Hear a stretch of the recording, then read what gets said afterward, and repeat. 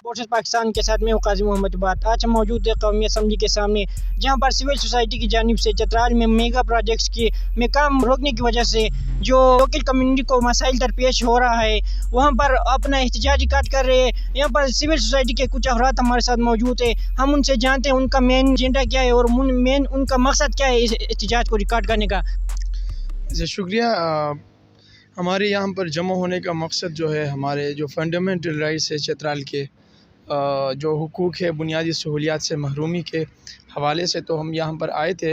एक मसला हमारे बिजली का है। बिजली वहाँ पर 20 घंटे 18 घंटे की लोड शेडिंग के अजाब में है। अपने जो प्रोडक्शन है, बिजली की पैदावारी है चतराल के अपने, वो होने के साथ हम बिजली से महरूम है।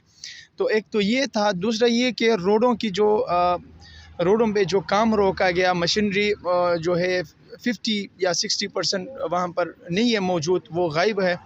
तो रोडों की जो पहले जो हालात थे, थोड़ी बहुत तारकोल ये चीज़ें थी, वो भी हटा दिए गए। मलबे रोडों में पड़े हैं।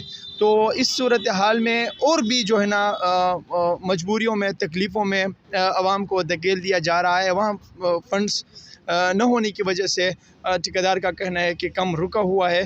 तो इस हवाले से हम यहाँ पर आए थे, कॉल दी थी हमने, एहतिजाज की।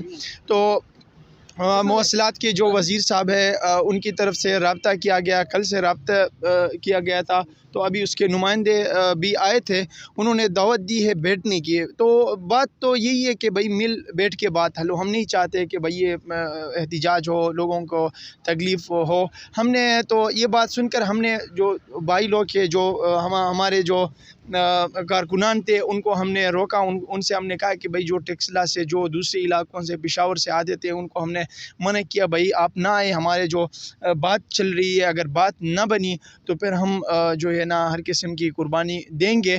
तो अभी बात ये कि जो बिजली की बात हुई, उनके तरफ से भी आए थे बंदे, तो उन्होंने भी कहा कि भाई हम कल आप हमारे साथ बैठेंगे। तो उसकी ज़िम्मेदारी वो असद महमूद साहब ने भी ले ली कि मैं भी ख़ुद भी इस चीज़ में भी आप लोगों के साथ हूँ, रोडों के हवाले से भी हूँ।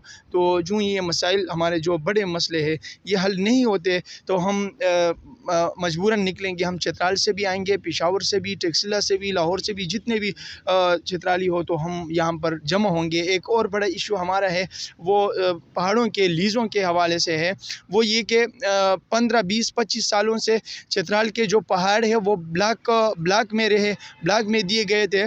फिर मीफ़ा ने एक देखा कि भाई ये तो 20-25 सालों से बंद थे, ब्लॉक में हमने दी हुई है, कोई रेवेन्यू नहीं आ रहा है। इससे अच्छा होगा कि चित्राल के लोग, गरीब लोग हैं वहाँ पर, तो इनको खोल देते हैं पीएल में, जो स्मॉल स्केल में वो ख़ुद के लिए अप्लाई करेंगे, ख़ुद की लीज़ें करेंगे, उनकी मईशत थोड़ी चल सकेगी। जैसे कि आपको पता है कि भाई वो बहुत ही बैकवर्ड एरिया है, बहुत ही तालीम याफ्ता लोग हैं, वहाँ पर रोज़गार नहीं है, वहाँ पर ज़राई नहीं है, वसाइल नहीं है, वसाइल दिए ही नहीं जाते हैं।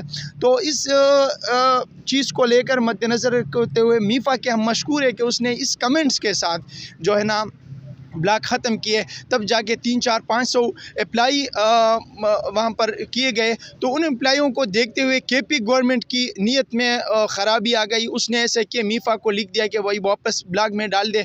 तो उसने, मीफ़ा ने फिर नहीं डाला। फिर केपी गवर्नमेंट ने अपनी मिली भगत से, अपनी उस प्लान से जो है ना, उसने जॉइंट वेंचर के नाम पे ये फ़रोख्त करने का भी सिलसिला उसने शुरू किया हुआ है चतराल में। और किसी भी ज़िले में नहीं है, न कोहिस्तान में है, न दीर में है, न दूसरे ज़िलों में है। ये जॉइंट वेंचर को, इसको हम मुस्तरद करते हैं, इसको नहीं मानते। अगर आप जॉइंट वेंचर देते हैं, जितने अप्लाइयाँ चतरालियों के हैं उनको आप जो है ना ग्रांट करें फिलफौर। और आगे भी चतरालियों को जो पीएल का जो अप्लाई का है, जो स्मॉल स्केल का हक़ दिया जाए, ताकि उनको जो है ना इस हवाले से भी हम काम करेंगे अगर हमारे मुतालिबा न माने गए। बिस्मिल्लाहिर्रहमानिर्रहीम, अस्सलाम वालेकुम।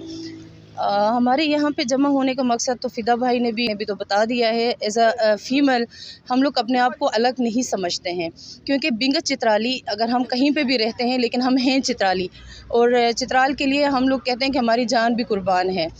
तो चित्राल से जब भी हम लोग बचपन से हम देखते आए हैं, कोई भी अगर पॉलिटिकल लीडर्स आते थे चित्राल में, तो जो ब्लैक टॉपिंग रोड है वो तो ख़त्म हो चुके होते थे और बीच बीच में खड्डे पड़ते थे। तो वहाँ पे उसको रेत या पत्थर डाल के उसको बंद करके वो लोगों की गाड़ियों के लिए वो एक बेहतर ज़रिया बना के ठीक किया जाता था। तो हम देखते थे और हम हंसते भी थे कि ये क्या कर रहे हैं। तो हमें वो पता नहीं होता था, क्योंकि हमारे जो ठेकेदार हैं वहाँ पे जो ठेकेदारी सिस्टम है रोडों के हवाले से स्पेशली, तो मेन ठेकेदार वो ले लेता है ठेका, तो उसके बाद वो सब कॉन्ट्रैक्ट करता है। वो सब कॉन्ट्रैक्टर भी डाउन डिस्ट्रिक्ट का होता है, वो जाके और सब कॉन्ट्रैक्ट करता है। तो ये जो है कॉन्ट्रैक्ट सब कॉन्ट्रैक्ट में ये सारे पैसे उधर ही ख़त्म हो जाते हैं, तो वो रोड कहाँ से बनेंगे। तो इसलिए एक तो ये इशू है जो कॉन्ट्रैक्ट और सब कॉन्ट्रैक्ट वाला। और अब आके सर्दियों में ये चीज़ होती है कि वहाँ पे तो कोई ज़रिया भी नहीं है, कोई जाते भी नहीं है, कोई सियासी बंदे तो वहाँ पे होते भी नहीं। हमारे अपने जो सियासी लीडर्स हैं वो भी डाउन डिस्ट्रिक्ट में आके वहाँ पे बैठे रहते हैं। उनको मतलब जो मौका मिलता है तो बीच में अगर किसी को लेके आना होता है तो वो लेके आ जाते हैं। तो एज़ अ फ़ीमेल जो डेवलपमेंट की हम बात करते हैं, जब तक रोड सही नहीं होंगे, जब तक बिजली नहीं होगी, तो हम डेवलपमेंट का कॉन्सेप्ट ही नहीं है। क्योंकि एजुकेशन, हेल्थ, सारा कुछ डेवलपमेंट पे होता है। मतलब जो तरक्की है वो रोडों की वजह से होता है। मार्केटिंग भी आप रोड की वजह से करते हैं, मुलाजिमतें भी आपकी रोडों की वजह से होती है। रोड ठीक होंगे तो वहाँ पे तरक्की होगी। तो इस वजह से हमारे यहाँ पे आने का मकसद ये है कि हम मजबूर होकर यहाँ पे आए हैं कि भाई हमारा हक तो कम से कम हमें दे दें, जो बेसिक राइट है। हम आपसे कोई बड़ी चीज़ नहीं मांग रहे हैं, हम अपना बेसिक राइट मांग रहे हैं कि भाई रोड और बिजली तो कम से कम हमें सही तरीके से प्रोवाइड करें।